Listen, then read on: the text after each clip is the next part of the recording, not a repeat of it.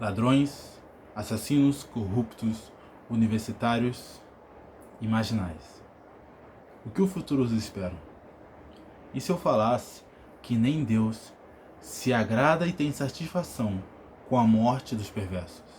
Mas antes, ele desejaria que não fosse necessário o castigo, mas sim que eles se arrependessem e mudassem de vida. Sabe, eu nasci na comunidade da Nova Holanda, no estado do Rio de Janeiro. Eu já vi aos 10 anos de idade uma bazuca verde enquanto caminhava para a escola. Já vi e passei em frente das mais diversas armas que a maioria só viu e vai ver em filmes. Eu poderia ser um de vocês. Mas a graça redentora de Cristo me salvou, me resgatou de mim mesmo e me privou de caminhos tortuosos. Da mesma forma, Cristo é capaz de fazer novas todas as coisas. E lembre-se do apóstolo Paulo, o qual hoje tem um estado que homenageia o seu nome. Mas ele tem uma história também. Ele outrora era um feroz perseguidor, um voraz perseguidor de cristãos, levando-os a serem julgados, a serem condenados e até mesmo a serem mortos. Mas um dia, sem esperar, ele foi abordado pelo próprio Cristo, e a continuação de sua história nos leva àquele considerado o maior apóstolo, o maior dos missionários primitivos, aquele que alcançou vários países e continentes e levou o evangelho, em especial para nós, os gentios, ou seja, os não cristãos. Esse é o tipo de transformação que apenas o evangelho é capaz de fazer. Eu mesmo, devido a onde nasci, conheci e ouvi falar de grandes pregadores e homens de Deus locais, que no passado foram criminosos, traficantes e até assassinos. Não é difícil encontrar histórias de homens se entregando em delegacias, confessando seus crimes, após serem transformados pelo Evangelho, e então tornando-se grandes propagadores dessa verdade que os libertou. Como disse Paulo em uma de suas cartas, quem é ladrão, pare de roubar. Em vez disso, use as mãos para trabalhar com empenho e honestidade e assim ajudar generosamente os necessitados. A palavra arrependimento em grego é metanoia. Ela faz referência a uma mudança de direção, uma mudança de ideia e da própria forma de pensar, uma mudança de mente. E isso se aplica a todas as áreas, seja um político corrupto que passa a ser honesto e se empenha em agir em justiça para o bem de todos e não para apenas satisfazer seu próprio egoísmo. Ou no caso de um juiz que passa a ter responsabilidade, a entender a responsabilidade que Deus o confiou, e então para de agir parcialmente e não aceita mais subornos para realizar injustiças, mas age com integridade e justiça. O próprio universitário se encontra com uma poderosa honra em suas mãos, a de assumir cargos e profissões, muitas vezes prestigiadas, mas não se deixar ser levado pelo mal, mas se tornar um expoente do caráter e virtude de Cristo em qualquer área que ele vier a atuar, proclamando assim o Evangelho e honrando ao Senhor, ao jamais vender ou abdicar de sua integridade. Como mais uma vez Paulo diz em uma de suas cartas, tenho certeza que aquele que começou a boa obra em vocês irá completá-la até o dia em que Cristo Jesus voltar.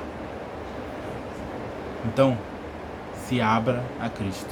Permita que Ele comece a obra dele em sua vida, pois no fundo sabemos que mesmo que o crime nos torne bilionários, quando estivermos doentes em uma cama, a única coisa que teremos é arrependimento, pois tudo se tornará pó, inclusive nós mesmos. E a pergunta é, quem se lembrará de nós quando partirmos? Há algo que daria para nos orgulharmos? O que teríamos deixado para os que ficaram? tristeza, dor, sofrimento, amargura, morte, injustiça. Mas como seria se deixássemos um legado de compaixão, de misericórdia, de justiça, de retidão, de integridade, generosidade e gratidão? Quando partíssemos, teríamos paz, pois deixamos Cristo neles e em nós como legado.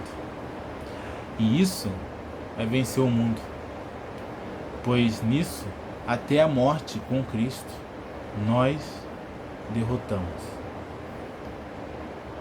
E eu orei para que esse vídeo chegasse em todos que precisam ver ele. Então, se você lembrar de alguém, compartilhe. E se você recebeu esse vídeo de alguém, essa pessoa te ama e sabe que em Deus você pode ser algo além. Uma vez eu evangelizei um jovem traficante numa esquina do meu bairro. Ele desejou me ouvir. Ele até mesmo foi atento àquilo que eu falava, prestou atenção naquilo que eu falava. Mas infelizmente hoje ele não está entre nós. Não demore em tomar essa decisão, ou amanhã pode ser tarde. Eu desejaria lembrar desse jovem como um testemunho, mas infelizmente hoje eu não posso. Mas você,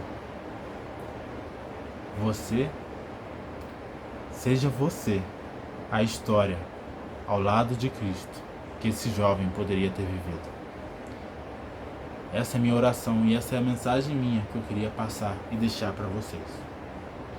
E eu espero que esse vídeo toque no coração de todos aqueles que precisam e que o Evangelho penetre no íntimo das almas dessas pessoas e que sejam transformados pelo Espírito Santo, que traz o arrependimento, a consciência e o juízo sobre todas as nossas coisas, de forma que nós conseguimos ter consciência das nossas ações e do quanto nós perecemos e do quanto nós precisamos e carecemos da graça e misericórdia de Deus.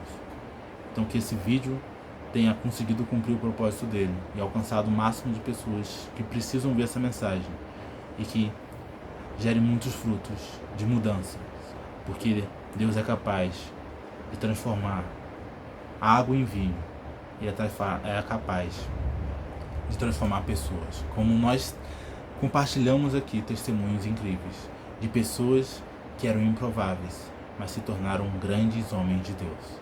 Então seja você um testemunho também da obra redentora de Cristo, e que a graça, a misericórdia e a compaixão de Cristo, a compaixão e as consolações do Espírito Santo estejam com você, não só hoje, mas todos os dias da sua vida, de forma que te guiem e te conduzem em toda a sabedoria e os ensinos de Cristo, e que sua vida nunca mais seja a mesma. Até uma próxima.